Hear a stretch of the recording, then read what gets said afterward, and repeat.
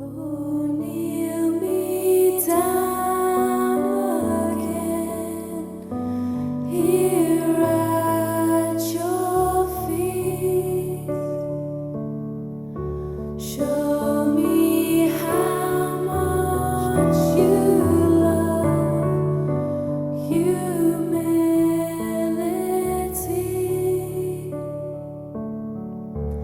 Oh, Spirit, be the star that leads me to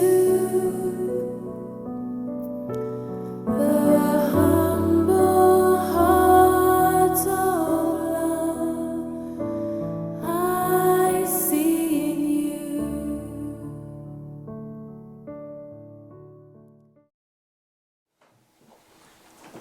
So we'll ask the Holy Spirit for His words.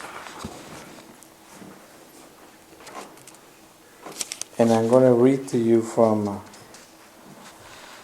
1 Corinthians 15:35. The body after the resurrection. Some one of you will ask, how will the dead be raised? With what kind of body will they come? You fools, what you sow cannot sprout unless it dies.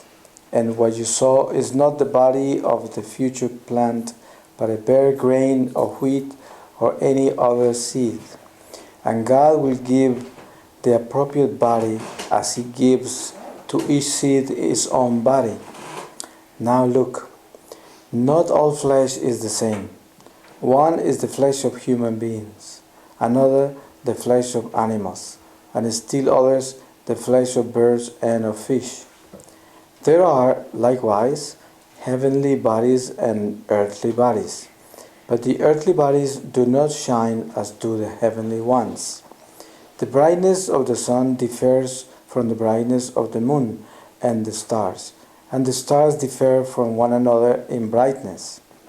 It is the same with the resurrection of the dead. The body is sown in decomposition. It will be raised never more to die. It is sown in humiliation, and it will be raised for glory. It is buried in weakness, but the resurrection shall be with power. When buried, it is a natural body, but it will be raised as a spiritual body. For there shall be a spiritual body as there is at present a living body.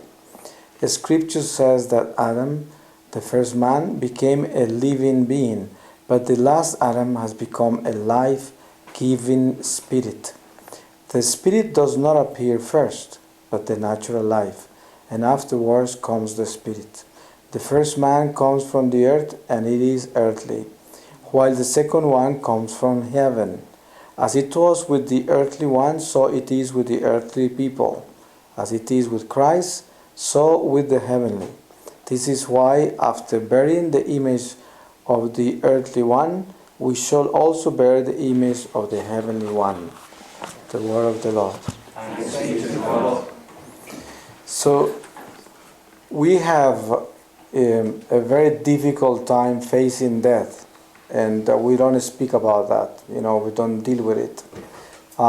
We hardly pronounce that word because it's like a very difficult situation in our lives.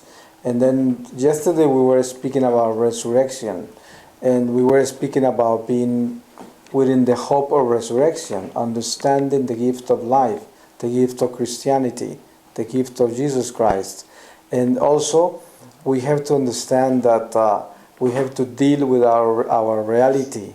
And our reality is that we still are inhabiting a deadly body, a body that is mortal. And we have to age, and we have to feel the pain of this body as it decays. And there's no way out of this. And we can't get away from this. And each one of us is going to come to that moment when you're going to have to face this incredible transition. And we could be very strong Christians, and our faith could be very strong, because it will become very strong the longer we stay with God. And God will give us the grace of being very brave and courageous about everything in life, and especially facing these mysteries of transcending into the spiritual world, which is a very incredible leap, as we are going to be confronted with a very tough moment, each one of us. Some people die peacefully, and you can see them just go away in a peaceful fashion. You hear stories about how grandma died and she was smiling and all of a sudden she parted. But you see, one thing is to have a peaceful parting from the body, and another thing is what you face once you come out of the body.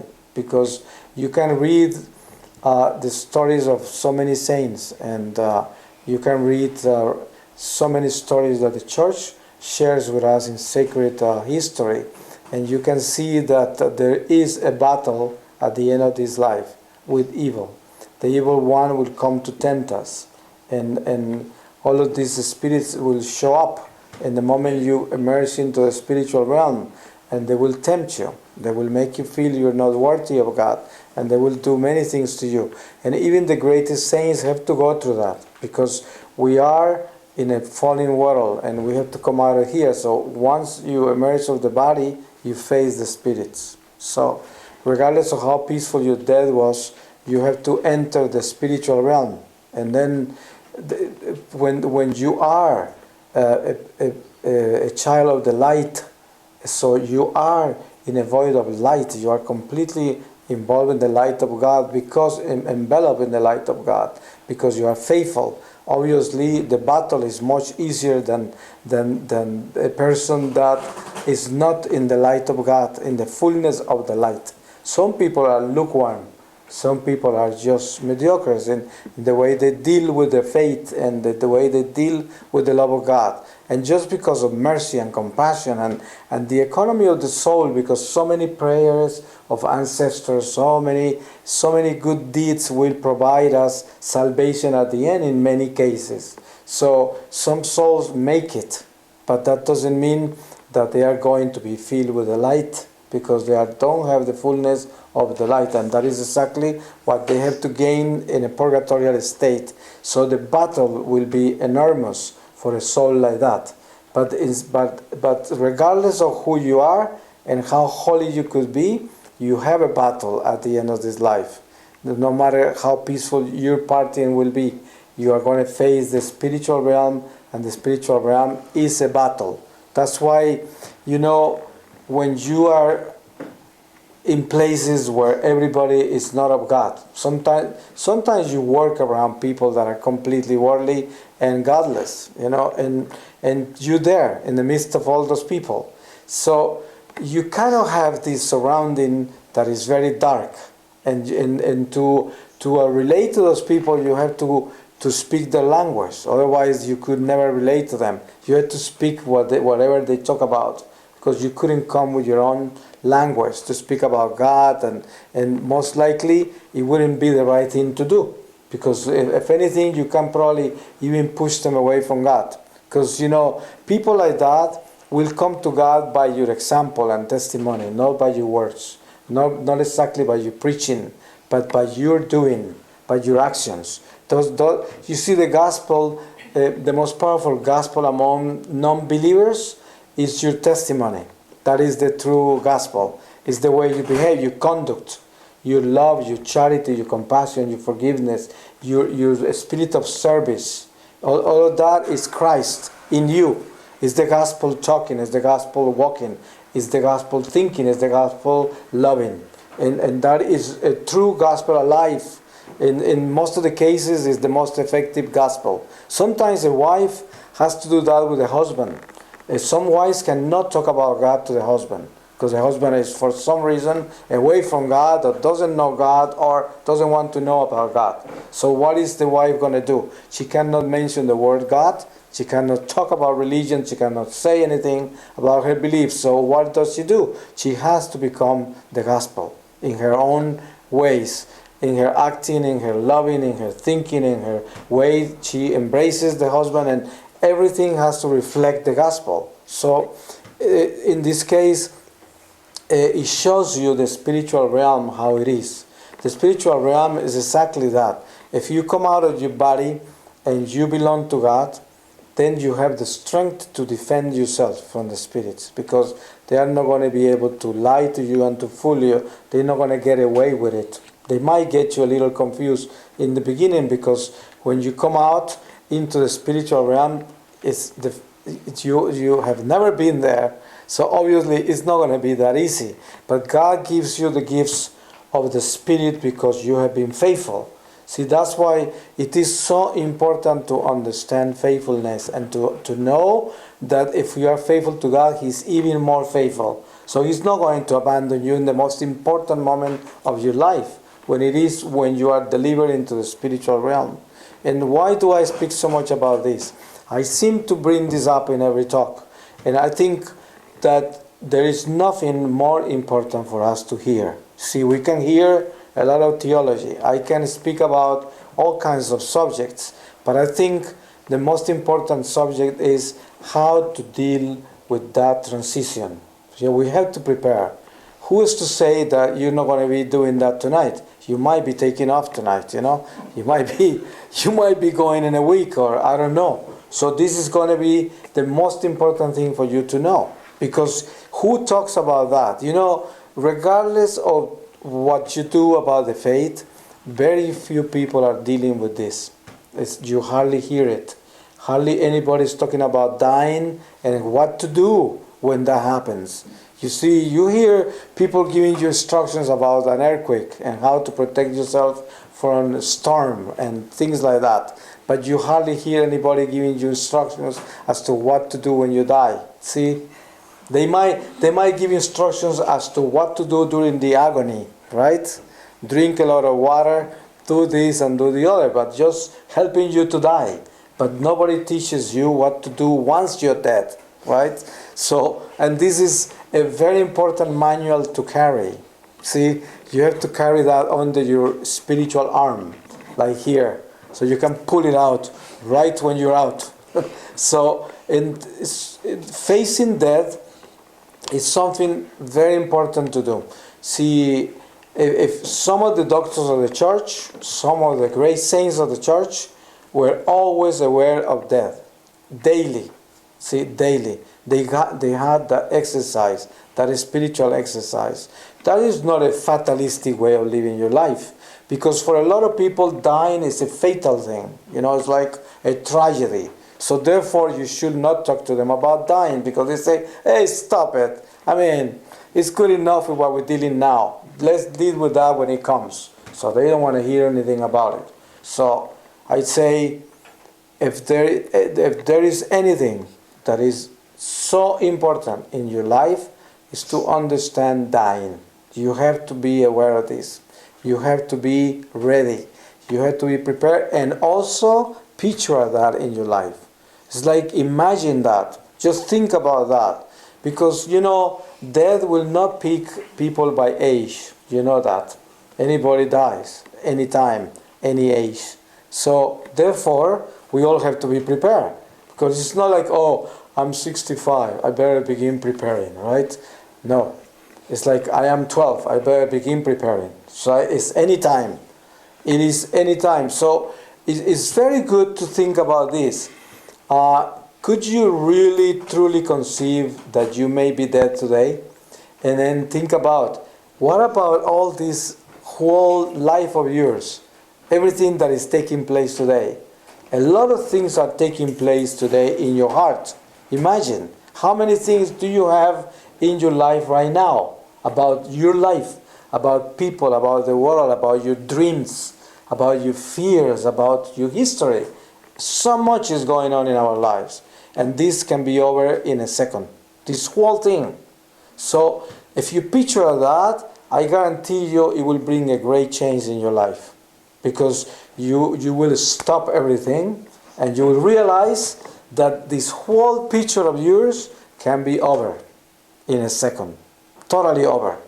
And that's it, So many people were preparing for the Olympics, and they end up paralyzed, in an accident, never made it to the Olympics. And they were supposed to be the ones that were aspiring to get there and make it. And they didn't, they end up in a wheelchair. And so many things happen like that. It can be over in a second. And we have to think about dying that way, because it will bring us into perspective. It will focus us on a reality that hardly anybody faces. And that's why we live so much in an illusory way. We live in a fantasy, in a way, because if you live thinking and forgetting about dying, then you are forgetting about living. That's what you are doing. Because forgetting about dying is exactly forgetting about living. Because in order to live a real life, you have to live a life that is aware of transition, aware of this transcendence into the spiritual realm. That way, you are focused on reality. That is reality. Reality is, I have to build myself and build all my plans focused on true life. And true life is that life that goes beyond this one, a life that continues. But that life should be one. See, it's not that this is one and what is coming is another one, because that is a big mistake too. That is the wrong theology. The wrong theology is to say, oh yes, I understand, we have been promised resurrection by Christ. And it's like when Mary Magdalene and Martha were talking to Jesus when he came back and Lazarus was dead. And then he was telling them that he was going to be resurrected in different words, right? But they say, oh yes, we understand, he's going to resurrect when... But they were talking about the resurrection after the death, but he meant he was going to resurrect that dead body right there. So what happens is, when we confront ourselves with this reality of dying, and we focus on what it means and what it is, then all this picture of life takes another dimension, complete dimension, a different dimension. And it gives us a deeper wisdom, because you see, we are fooled by a lot of things. We are engaged in a lot of things and a lot of dreams and so much want that holds us down, it pulls us down from reality, from the spiritual reality. Because imagine, we could be right now tormented by memories, by the past. So many things we did that were wrong, and we wish we had never done it, right? We could be tormented by all the opportunities we let pass because of our mistakes, So many things we could have done in the past and we didn't do because of the mistakes we made. And that is a weight, is a load that you carry. And so many other things that you're not going to be able to achieve because you already didn't build the foundation for that, and it's too late in some cases. And then the load goes on and on.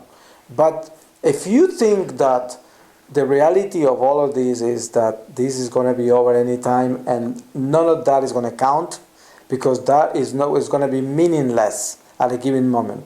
Let's say you are diagnosed right now with some kind of terminal disease, and they tell you have 1 week to live. And then all of this incredible drama of your life is over. So all you have to think about is, who am I going to leave my pair of shoes to, So that is all is left for you to think about it. No longer your dreams about this. No longer your worries about what you did. No longer your desires for this and the other. That life changed completely overnight. See, I have a friend that is a priest, and he's like 72. He's from Germany, and I used to go up to Michigan because he was ordained in a diocese in Michigan, in Saginaw. And every year I will go and do missions, Lenten missions in his parish. And he will always tell me, when I retire, I'm going to join your mission and we're going to travel together. That's all I want to do. And I want to work for the poor. Say, very good, Father. We'll do that. And he eventually retired, and he did that last year.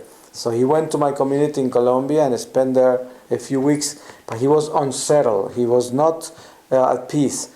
And I could see his face was a little yellow, the color was not good. But he comes from an area of Germany, East Germany, where there was difficult times. He had to go through the war, and he wasn't very traditional about going to the doctors, right? So now, just not too long ago, a month ago, they operated on him in Chicago, and he has terminal cancer. So he has only a few months to live. And I was talking to him on the phone just 2-3 days ago, and we were talking about this reality, right? He was planning this and planning that and had all this. All of a sudden, it's over, completely over. He's not even able to travel anywhere anymore. He ended up in Chicago, and that's not the place where he wanted to end up. And he's there. He's not able to move. He's probably going to die there. And that's it. That's the end of it. And you see, it's so important to understand that God is calling us to face this reality. That regardless of how large your plans are, and your hopes and dreams and all your want and desire in this world, which is nothing wrong about that. We are free to dream, and God gives us this richness, our imagination. See, our imagination is precious if we focus it in the right direction. That's why we have such beautiful art and music and beautiful things that come out of the imagination, and so many things that God has provided to us through our imagination. So there's nothing wrong with dreaming. But one thing is wrong, and it is to live up to your dreams, because then you will be a slave of your own imagination. And the devil uses your imagination because spirits talk to you and manifest to you through your imagination, because they are intellectual bodies. They are not. They are spiritual bodies. They are not physical. So they only connect to us through our imagination and through our thoughts and feelings and emotions and senses. And so, if we really understand how short our life can be, then we will unite this life with the life to come and make it one. There's something beautiful that I understood when I had my mystical experience with the Lord, something He showed me. And it is, if I begin now, while I'm here, to work on the vineyard of the Lord, see, in whichever way it is. See, the best way to work in the vineyard of God is charity. See, when you love your neighbor and you help your neighbor, you're working with God. Because that is the biggest job of God among us, and for God. But let's say you work in a community like this, and you're part of this community, or you help this community, you aid this community. Let's say you're working in the vineyard of the Lord, because what is this community about? It's about souls, right? It's about bringing God to people. And it is the most important job you could ever do while you're here. So, if you start something like this while you are here, it's like priesthood, it's like religious life, it's like missionary life, it's like a marriage that is in God and is bringing children for God. That is it's the church. It's God. It's God's vineyard. So if you live within that, when you die, you continue on working on that. See, it's like all the mystics that founded all these religious communities. They continue on living this earthly life from a heavenly realm, working in the church through what they founded. See, and this is why Saint Teresa of the Little Flower said, "I'm going to spend my heaven working on earth, missioning on earth." And you can see what a big missionary she became, from this little nun that spent only 24 years among us, and she was in a convent, in a cloister convent, and now she's probably the most known nun ever from the church. There's no church in the world where they don't have a statue of Teresa of the Little Flower, right? Everywhere. She's everywhere. And she's patron of missions and missionaries, and wherever you go, she's all over the place. So she really came through with what she said. And even as Padre Pio said something similar. He said, "I'm not going to be leaving you until my last soul come into the glory," right? It's like he said, "I'm going to be among you. I'm going to be working among you." Same thing with Saint Faustina. The Lord told her her job was going to start when she died. You see, and that's what happened. And that is exactly what I mean by that. We begin now to work in the vineyard of the Lord by being good, by being charitable, by being of God, by being these instruments of God. And that is the best thing you could ever do now. Because when you die, you continue on working on that. And that is like having a job ready. You see, it's like being engaged already in this incredible enterprise of God. And you see, when we hear about heaven and we hear about salvation, we almost place that realm way above and way away. But it's not true. You see, heaven is among us and is here. And the saints and the angels are all here. There's no time and space involved in those realms. So it's like if you live within God and you are of God, you are actually in heaven. See, purgatory is like an atrium of heaven. It's a preparation. You know, I went to one time. It happened to me in Poland. You know, I was there for the first time, and I was in a small town. I forgot the name, close to Krakow, and it caught my attention that two families came to Sunday Mass, and they all stopped in the atrium. You know, and they fixed themselves up, and the parents were fixing the children, and everybody straightened up, and then they walk into the church, right? Once they walked into the church, they were transformed, changed. They were not talking to each other. They were all with God, and they were all in church, really in church, right? There was no more looking at each other, no more pushing and puffing and nothing. They were just there with God, right? And that was something so beautiful. I was observing that because you hardly see that anywhere anymore, you know. And I was saying, this is exactly what purgatory is about, right? Purgatory is about going there, like straightening things up, and then when you walk in, it's because you're ready, right? You're straight, and that's it. You enter the glory of God, you know. And that this atrium is a great place. It's painful when you're not straight, right? Because you know it's like going to a wedding and getting mud all over the place, right? In your suit or your dress, you feel you have to change, you know, and you have to straighten up before you enter the banquet. But those realms are among us. You see, souls in purgatory are here because they haven't resolved earthly life, and they have to resolve it. They have to resolve every little aspect of earthly life, and they have to learn those lessons one by one. And as they learn them, they begin to go into the realm of the plentifulness of the light, of the fullness of the light. And once you are in the light, then you become a being of light. See, a celestial being, like St. Paul was explaining about these bodies, you know, these bodies of light, heavenly bodies that are made of light. And then they are among us. They are among us and they live among us. You see,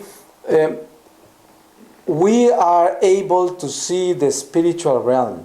It's only that we don't know. See, we don't know that everything is visible. That's why we call it invisible. But so, God is perfect. So for us to see God, we have to become perfect. But God is perfectly visible right now. Perfectly visible. Here, you can guarantee, I mean, you could be sure, 100% sure that baby Jesus that is on the altar is truly there. Is alive and is there. That baby Jesus. Why can we not see him as clearly as we want to? Because we are in an imperfect state. So the more we grow into perfection, the clearer it's going to become. So that's why we have to aim for this perfection. That's why Jesus asked us to be perfect and holy as his Father is perfect and holy. And he didn't ask for something impossible. He asked for something that is possible. Otherwise, he wouldn't have asked that from us. Because he wouldn't ask anything that we are not able to achieve. So therefore, it is possible to have this perfection. You know that sometimes people have seen things. Angels and saints and Our Lady has appeared to people. And so what it is called a perfect moment. See, sometimes people have a perfect moment. And a perfect moment is to be in the vision of the realm of the spirit. You see the spiritual realm in a perfect moment. So visionaries, prophets, people that have seen the supernatural realm one-to-one, they have seen it, they just had a perfect moment. God allowed a perfect moment. And that perfect moment has to change an individual. You see, one of the biggest proofs that someone has seen what they claim to have seen is their changes. See, no one will remain the same if one is exposed to the spiritual realm, if one is exposed to the supernatural realm. How could you remain the same? That's why false prophets and false visionaries are not difficult to detect. Because you see, you couldn't possibly have seen what you claim you have seen if you are not absolutely 100% changed. You have to change. You can never be the same person. It's impossible. Because imagine if when we all have an idea of what the spiritual world is about. We have an idea that Satan is a reality. We have an idea that God does exist. But you see, we don't have a proof like we call it a proof, a human proof. Something that you say, I know God exists because I have seen the face of Jesus one-to-one. No, we live that in faith. See, in faith we live this. So we trust that everything that has been told to us is true. But when you have been shown that, what is left of you? A transformed human being. Because that is no longer about revealed truth. It's no longer about faith. It's about knowing and seeing what they told you. It's about having proof. And that is what happens to the apostles, in Pentecost. They received all this wisdom. And after that, how many times did Jesus appear to them? St. Paul was one of the few ones that was testifying about Jesus appearing to him. But imagine if Jesus appeared to St. Paul, imagine the rest of the apostles. He appeared to all of them. You can guarantee that. He didn't leave them alone. He was showing up to them many times. And because they already transcended that realm, they were beyond all of this. So it is so important to understand that we have a reality to face. And the reality to face is that our faith should be focused on transcendence. You see, dying should be for us our biggest hope. It's not that we are going to kill ourselves, right? It's that we have to really prepare ourselves with joy for that moment that is so important in our lives. God is bringing us here this weekend in order to show us more of Him, obviously. Because you see, if God called us to be here and to reflect upon the mysteries of our faith, it's because He wants us to know Him even more, even better. You know that angels and saints that are already in the glory of God, they are constantly discovering God. God will never end. So imagine, God is always unfolding. Is always new. Is always creating new things all the time. The angels and the saints have no idea what is going to take place in the next instant. They have no idea. God is constantly creating everything new. So He never ends. So therefore, we are here traveling with God. And we came here to be exposed to more of God.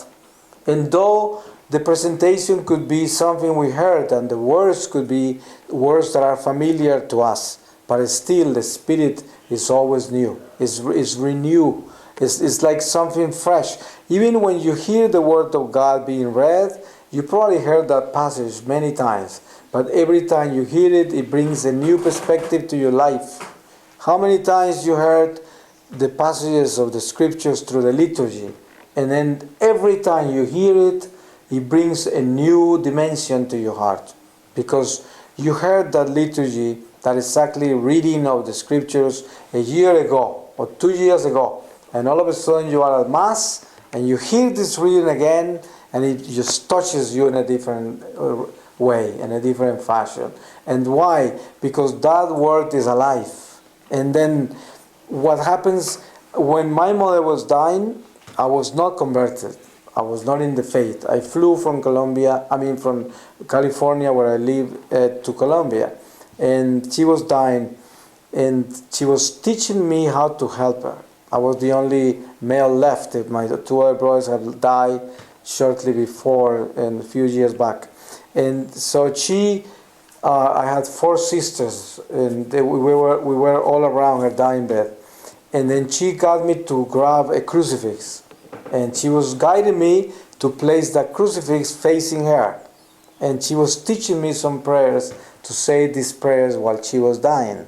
And she was having a very hard time dying, very difficult, because she had artificial valves in the heart, so that makes it, she was dying of the heart, and that makes it very hard to die. I didn't know that. So she was having a very difficult time, and she was asking me to pray along with her. I didn't know how to pray, and she knew I didn't know how to pray. She knew, she was the only one that knew that I had been away from God for 30-something years, but still she wanted me to do that.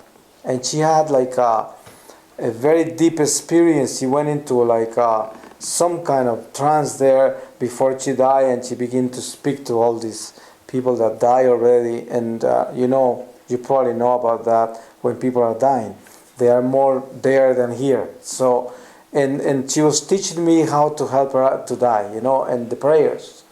And then when I came into the faith and began to understand these mysteries of our faith, and began to dwell within this mystery of dying and remembering my mother's death and what happened there when she died, then I knew how powerful it is to understand prayer. See, to know what prayer is about. See, prayer is an incredible gift as long as we understand what it means and what it is, and where it comes from and where it goes to.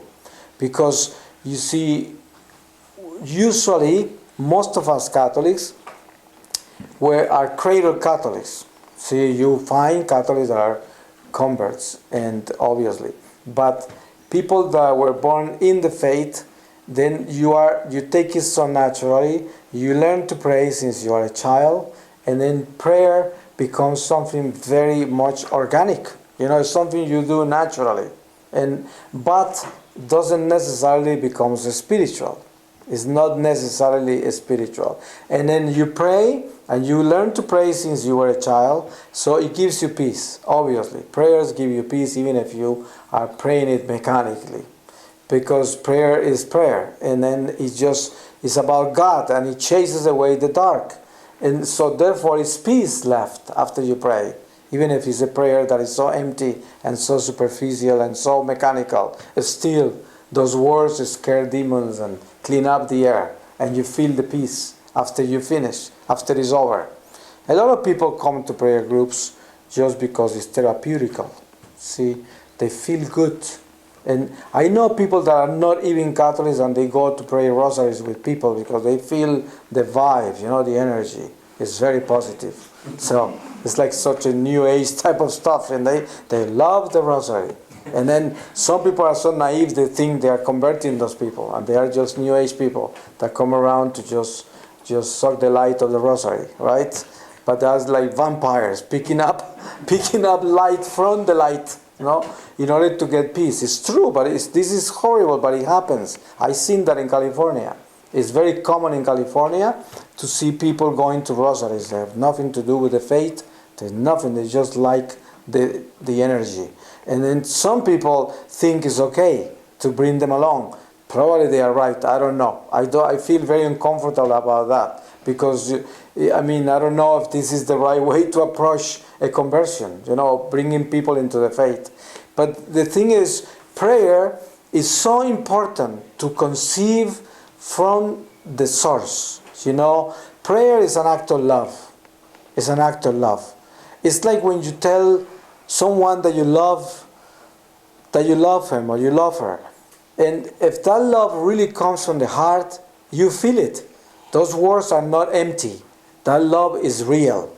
When they say, I love you, I really care for you, I miss you, you are very important to me, I want you to know how important you are in my life. And when you really mean that and you say that from the bottom of your heart, that is an incredible gift for the person that is receiving it. They feel this joy and say, thank you. And you feel love. And that is great because it's real. So, and this is the way prayer is supposed to be. Prayer, for it to be powerful, you have to go to God and mean what you're saying. And say it that way, with that intensity, with that seriousness, with that, it has to be so real, so absolutely real. And that way, those prayers are going to become real at the end of your life. If you dine and you're praying and you pray and you learn how to pray and you learn, there's no demon that's going to be around you because you're going to burn them, because once you open your mouth to pray, they're not going to be around. They're not going to be able to be around. A rosary is an amazing weapon, and we hear that all the time. The rosary, an incredible weapon against Satan, an incredible source of peace and joy, an incredible source of blessings, all kinds of blessings and graces, because it is actually an incredible, extraordinary presence of Our Lady, and also an extraordinary presence of the mysteries of Jesus, the mysteries of the incarnation, public life, death and resurrection of the Lord, all in the rosary. And so the rosary, I give you an example. One time I was in Peru, and after a retreat, they asked me to pray over people, and they were on a line, coming for prayer. And then I could see that there was a woman that was behaving strange, on the line. They say, who's coming here, right? Surely enough, when she came right to me, she transformed into an incredible demon, right? She was all twisted. Obviously, she was possessed, right? And these voices began to come out and curse me and all of this. So they pulled her away, and the priests that were confessing all ran there to helping her. And then these demons began to speak really loud, and the crowd became really scared, and they began to pray the rosary all at once. Nobody told them to do it. They all at once began to pray the rosary. And this voice was coming out of this woman saying, ha ha, you have no faith. That rosary doesn't do anything to me. And then they kept on praying, and it was so strange, what was happening in the room, that I could feel the rosary was so weak, and I could feel how this demon, whoever was talking there, was so strong, and laughing and mocking the rosary.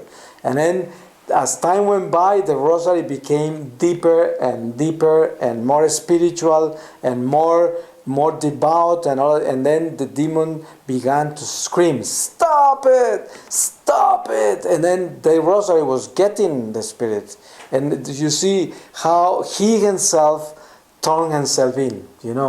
Satan ended up working for God because he uncovered himself, unmasked himself, and these people pick up the fact that they were not really devout. That rosary was weak, so they made it strong.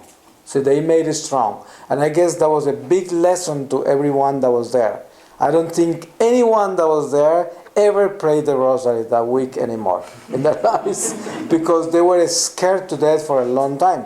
A lot of those people have never heard a demon speak, and very few people have, but that is the fact that these demons were actually saying it just like it was, and they spoke for a long time and said a lot of things, but what I'm trying to get to is the importance of actually understanding the power of prayer.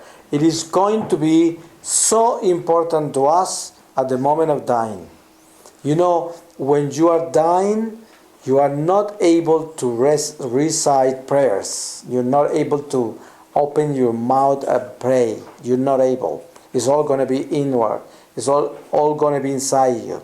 You have to be praying it inside you. So imagine if you have only prayed all your life superficially, automatically, like all these recitation prayers, and they have no spirit, then when you die, what is going to become of your prayers when you're not able to to pronounce it, when you're not able to recite it anymore, then you have no prayer inside because you never pray from the Spirit. So that's why you have to give it a spirit to the prayer in order for the prayer to actually live within you. Because that's, you see, when you come to places like adoration, you go into adoration to a church and there are many people there adoring the Blessed Sacrament, then you have to pray mentally, right? Because you don't want to disturb anybody. And praying mentally is a good exercise to bring your prayers really in, deep in.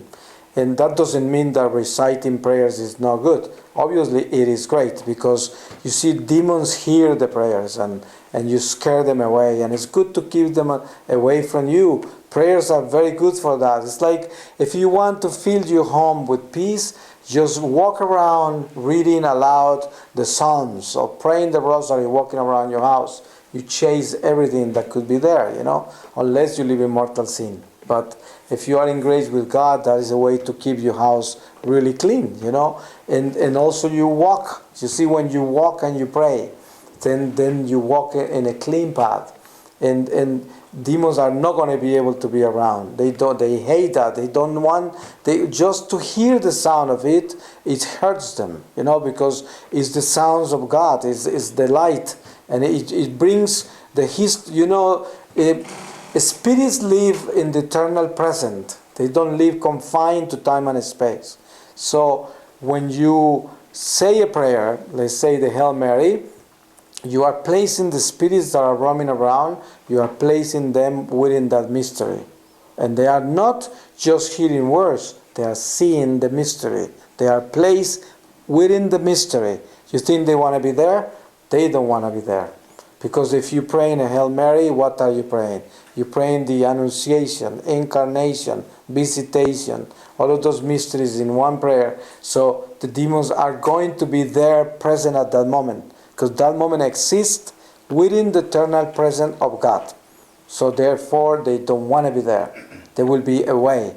But for that to be real, your prayer has to be real. See, how many times you pray the Rosary and you're not thinking about the mystery?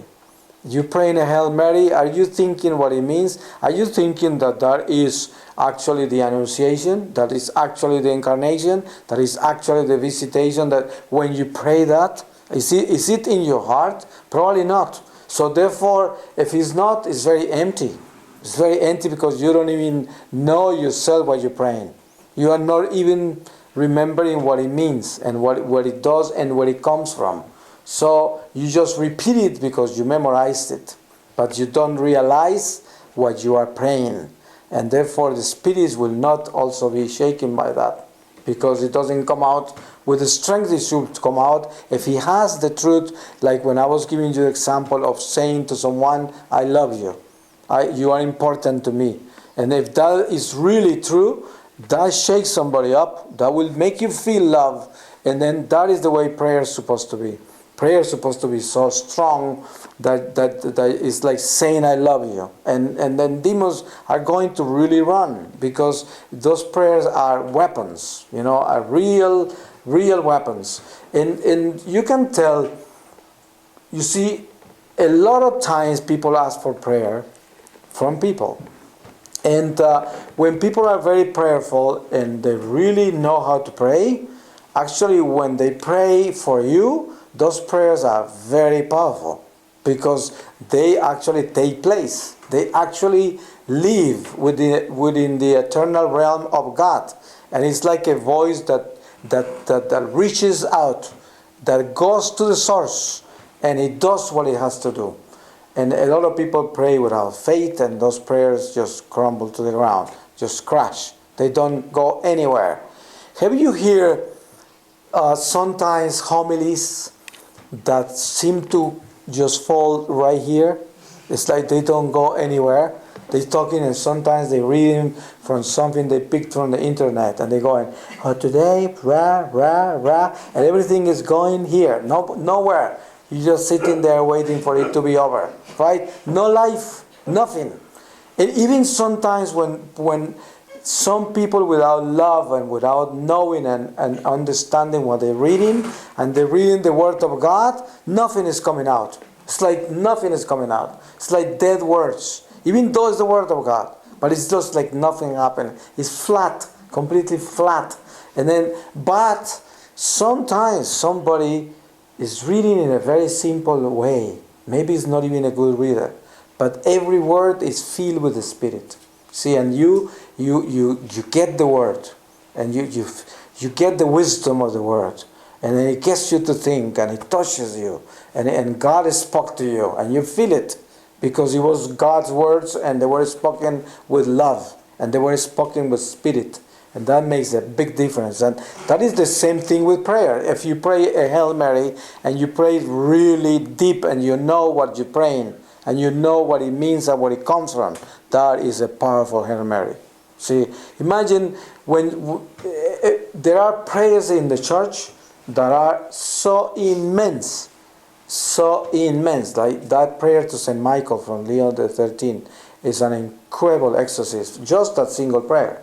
If you understand what it is, like St. Patrick's breastplate, I pray that every day. See, the first time I was exposed to that was the first time I came to Ireland, and that was 201, and I came in a mission to Ireland and went to different cities, and somewhere a lady gave me the breastplate of St. Patrick. She took for granted that everybody knew that prayer, so I had no clue. And they don't really know that in America. I mean, some places they do. I try to expose it. In my community, we pray it every day. And I try to teach it to people. Because it's an incredible, powerful prayer. I mean, this comes from a very good place. From the Holy Spirit that gave it to St. Patrick. And he gave it to us. And there are prayers in the church that are beyond imagination of how incredible they are. But those prayers, you have to bring them into the heart, and you have to speak them out with the Spirit. You see, like knowing what you're saying, understanding what you're dealing with, enveloping yourself within the mystery of what the words are saying. And that makes sense. That does make sense, because it's just like going back to the example of the beginning. You are important to me. I love you. Those things make sense. They touch you. They go inside you. Same thing with prayer. If you pray like that, your prayers are incredibly powerful. Very powerful. And demons hate that. You chase them away. You know, it's like one time I met a woman that was not possessed, because I will never deal with possessed people that will not be in obedience to God. We are not as laymen to deal with that. And even priests, sometimes they have to have permission from a bishop. But this woman was a woman that was infested by car readings. She had a lot of years of car reading, and she had all kinds of problems, and she had a spirit of divination that she ended up having from going to divination all the time. And then she asked me a few questions, and she didn't know that she had that problem. And after she asked me these questions, I asked her, that's something the Spirit put in my heart. I said, have you dealt before with divination, or have anybody read your cards? So she went completely like pale and said, for many years I went to car readings, and that was one of my biggest hobbies. And I will go to car readings 3-4 times a week, and I will look for car readers everywhere, even in the internet, everywhere. And I said, well, you have a spirit of divination. See, because this woman ended up like guessing a lot of stuff, from people. She even told me things, and I said, I don't want to know anything about what you're saying about me, and the future and things like that. I didn't want to know. And so and she said, could you please help me? I said, I don't think I can help you. You need a big deliverance, and that can only, the church is the only one that can do it. See, all I can do is pray for you to the Lord so that He can send you the right priest to do this. So we pray. I didn't touch her or anything. We just pray like this. And because I could feel she was inundated with the spirits. I mean, that's so many. And so I pray for her. And then once I prayed for her, I noticed something took off, something left. See, something. I couldn't say, oh, she's delivered. I couldn't say that. But then a year later, when I came back around and I saw her again, she told me she was actually delivered that day with that prayer. It's nothing I did. It's just that it happened to be that the Lord gave us the light and the knowledge and the understanding of what was taking place in this woman's life. And obviously, she was allowed to be delivered that day, allowed by prayer. But what happened? What happened is that I was completely aware that she had spirits of divination.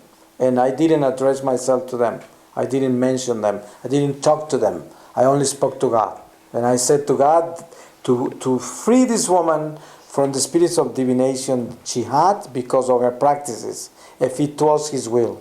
And to bring a priest that will deal with the deliverance of this woman. That was the prayer. It was very simple.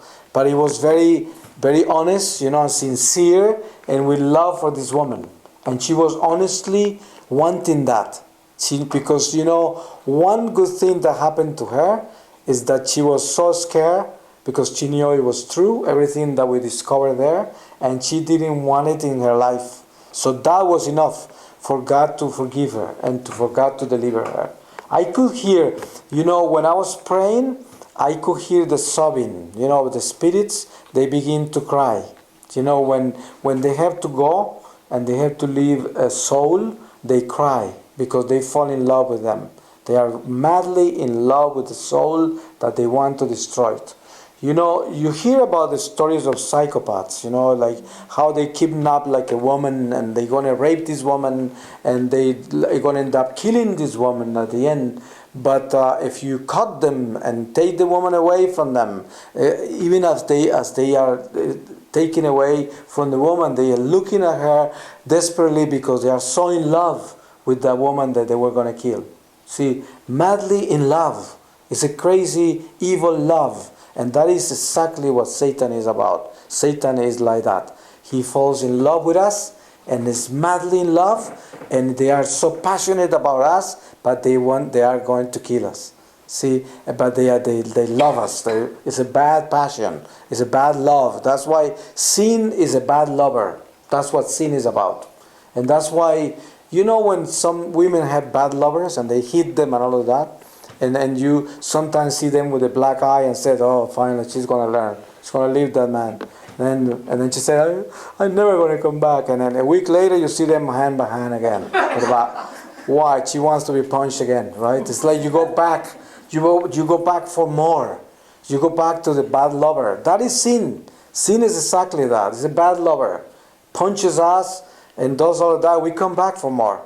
See, and that's why we have to understand how important it is to divorce ourselves from evil, from sin, and understand that it is a bad lover and he wants to destroy us. But it's seductive. It's enchanting, and it seduces us in a way that it gives us pleasure to sin when that sin is actually killing us. And it's horrible to be like that. It's like addictions to drugs and alcohol and sex and all of these things that are addictive. You see, we know we are being destroyed and we keep on coming back, And so it's so important to understand that we need to be delivered. And prayer is very important. Prayer, when we do acknowledge prayer the way it's supposed to be, then we have the power. And we need to get this before we die. We need to get it. Imagine if you die and you don't really have true prayer in you, that you're going to be in a lot of trouble. Who's going to defend you? You have to do that on your own. There's nobody going to be there. People around you die in bed probably don't even know how to pray right. Imagine if everybody praying around you die in bed are empty prayers. Oh, and then you're there facing all this incredible realm and you have no one to help you and you don't even have your own prayers right because your prayers have no spirit. They have no reality in there. So this is what is so important to prepare ourselves and to learn how to do it. We have to learn how to do it. And we have to learn by becoming real in our love. See, when you look at people, just think about this. Do I really care for them? It's like if you are here in this retreat and you are among all these people, look around and say, do I really care for the salvation of all these people around me? Or are they just shadows? Once I walk away from here, I don't even remember them. They disappear from my life. See, that will be horrible. Because we are to love one another. We are to acknowledge one another. We are to be here because we care about our salvation. Believe me, before I came here, I was begging the Lord to let me come here only because I care about your salvation. The only reason. I don't want to come here just to make a big deal out of myself and tell you all the wonders the Lord has done in my life and look and check and see. No, it's just I come here because I truly care for all of us to make it. All of us to make it out of here and to go home. That is the only goal. And it should be the only reason we are here. Otherwise, what are we doing here? See, we shouldn't be here if we are not here because we're striving to be saved, to achieve our salvation. And the salvation for each one of us. Each one of us. And each one of us is very important. Each one of us. And it should be important to us. Every one of us. And that way when you learn to do that, prayer becomes real. See, only then. Because what kind of reality will you hold in a prayer when you don't care about your neighbor? You don't care about people. So your prayers are empty anyways. Regardless of how much effort you make to make them spiritual. They will never be spiritual because you have no love. So in order to make your prayers spiritual, you have to learn how to love one another. How to love your neighbor. And that way, your prayers are real. Because then you have a spirit. The only way the Spirit of God will dwell in you is that if you really love. And to really love is when you begin to care for strangers.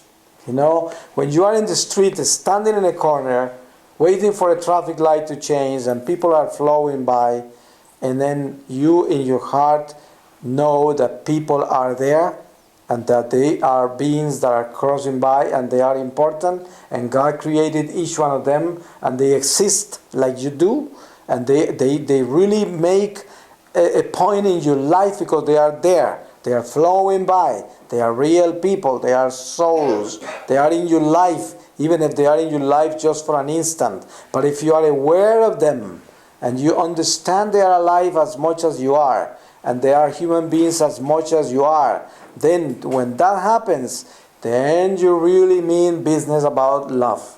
Then you are beginning to love. And then when you pray and you say, and I ask, Lord, and I pray and intercede for the conversion of all sinners, you mean it because you already care for people. You already care for everyone. So your prayers become real. And then everything you do become real. Then if you die like that, that is a very different death.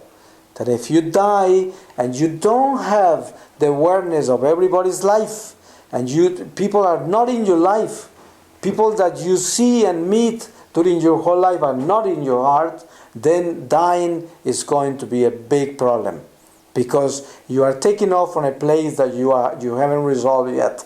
You haven't got it together yet. So you're not going to be able to go anywhere because God is not going to welcome you yet. He say, hey, you haven't done the jobs yet. You're going to have to start from zero. Check this out. Who's this? I don't know. Oh no? Let me show you who that is. This person was standing right next to you for an hour, for 30 minutes, for 5 minutes. You never acknowledged this person. This person went by like a shadow because you were so much into yourself, you had no love for anybody. And these are the lessons we have to learn. So that's why we have to thank God that we still are here. Because God still is teaching us. And we have to be thankful for that. God is teaching us. And teaching us how to make it. I'm going to ask the Lord for His words. And I'm going to read to you from 2 Corinthians 2:12. 2 Corinthians 2:12. We are the fragrance of Christ. So I came to Troas to preach the gospel of Christ, and the Lord opened doors for me. However, could not be at peace because I did not find my brother Titus there. So I took leave of them and went to Macedonia. Thanks be to God, who always leads us in the triumphant following of Christ, and through us spreads the knowledge of Him everywhere like an aroma. We are Christ's fragrance rising up to God, and perceived by those who are saved, as well as by those who are lost. To the latter, it smells of death and leads them to death. To others, it is the fragrance of life and leads to life. But who is worthy of such a mission? Unlike so many who make money out of the word of God, we speak with sincerity. Everything comes from God and is said in His presence, in Christ. The word of the Lord. Thanks be to the Lord. All right.